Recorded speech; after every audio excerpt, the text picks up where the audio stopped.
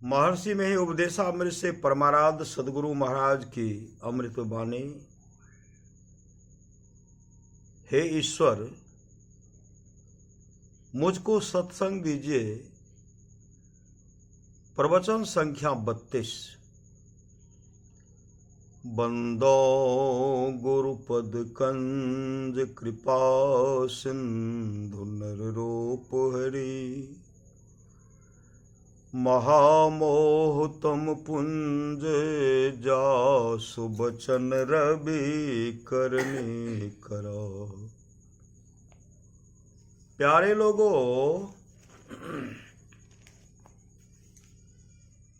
आप लोग जानते हैं कि यह सत्संग का एक बड़ा दालान है। सत्संग के लिए यह दालान बनाया गया है।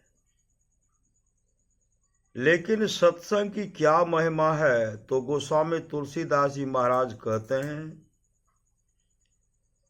देहि सत्संग निज अंग श्रीरंग भवभंग कारण शरण शोकहारी।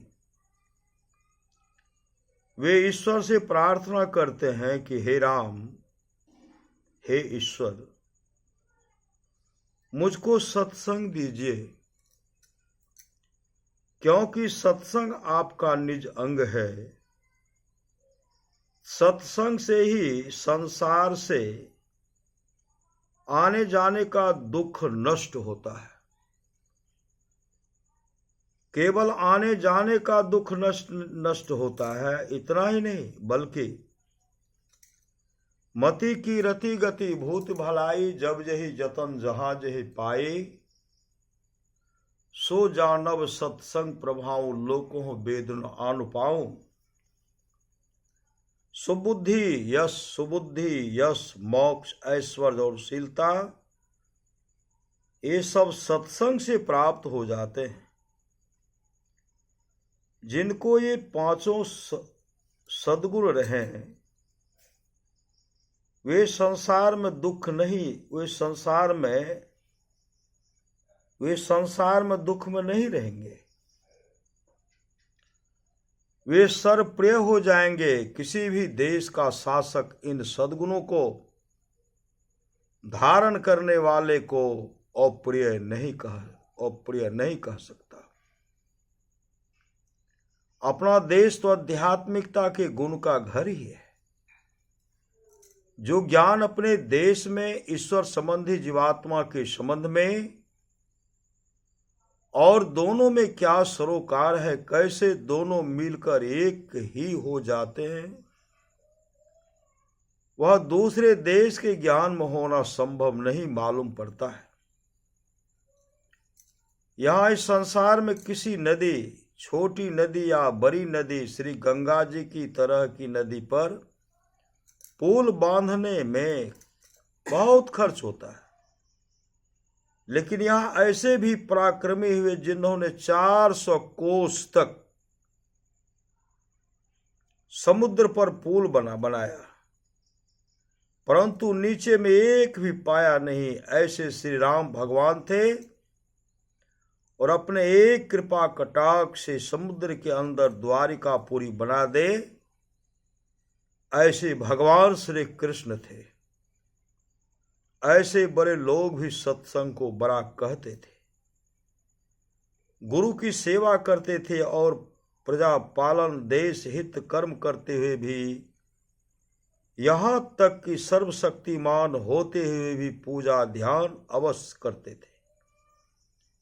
ये महापुरुष भी गुरु की सेवा अवश्य करते थे। हम लोग उसी देश के आदमी हैं। हम लोगों को भी चाहिए कि गुरु की सेवा, ध्यान और उपासना करें, उनका गुण अपने में लावें। ये सब सद्गुण ईश्वर की कृपा, गुरु की कृपा और नित्य के अपने साधन से होते हैं। फिर हम लोगों के यहाँ बारंबार जन्मने मरने का जो सिद्धांत है, यह बड़ा अच्छा सिद्धांत है। इसमें कहा गया है कि सद्गुण धारण सत्संग सेवन और ईश्वर उपासना का जो कोई नित्य अभ्यास करते हैं उनमें अभ्यास का संस्कार पड़ जाता है और वह संस्कार दूसरे जन्म में खींचता है, ऊपर को उठाता है एवं प्रकार ऐसे दर्जे में पहुंचा देता है जिसके बाद कोई दर्जा नहीं, अर्थात ईश्वर तक पहुंचा देता है। जब तक वे जीवित रहते हैं जीवन मुक्त कहलाते हैं और शरीर छोड़ देते हैं वे परम मोक्ष को पाते हैं। लेकिन चाहिए कि नित्य कुछ न कुछ ईश्वर का भजन करते रहें, ईश्वर पर विश्वास रखें। ईश्वर को कोई देखते नहीं लेकिन ईश्वर हैं अवश्य।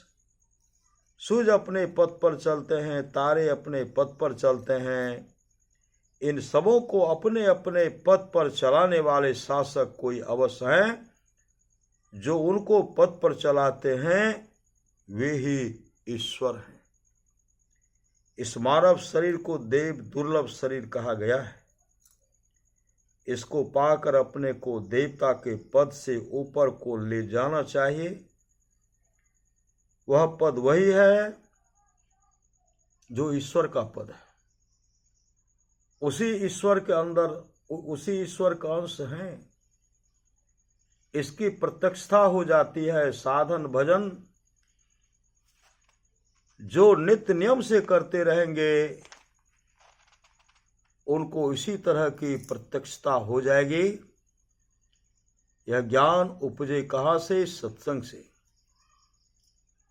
बड़ा अच्छा करते हैं कि आप लोग घर का काम छोड़कर प्रति रविवार यहां आ जाते हैं।